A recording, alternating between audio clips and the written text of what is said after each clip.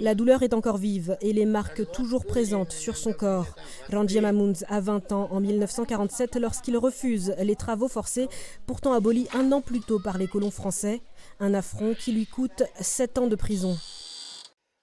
Tous les matins, on nous faisait monter la colline. Ce sont les tirailleurs sénégalais qui nous surveillaient et qui nous fouettaient comme des zébus qui tirent une charrette. Ils nous faisaient marcher à 4 pattes sur des cailloux en faisant des allers-retours 2 ou 3 fois. Ça nous écorchait la peau.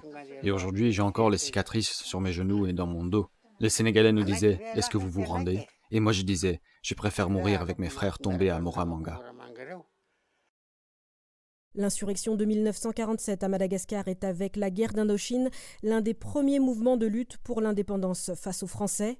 Le soulèvement est réprimé dans le sang par la France. Entre 30 000 et 90 000 Malgaches sont tués ou meurent de faim et de froid dans les forêts. Une page sombre de l'histoire qui révolte ses élèves. Il y avait des traîtres qui dénonçaient des Malgaches.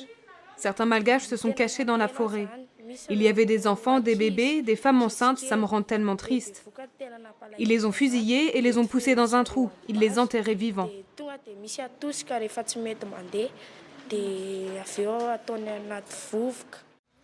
Il faudra attendre 1960 pour que Madagascar obtienne enfin son indépendance.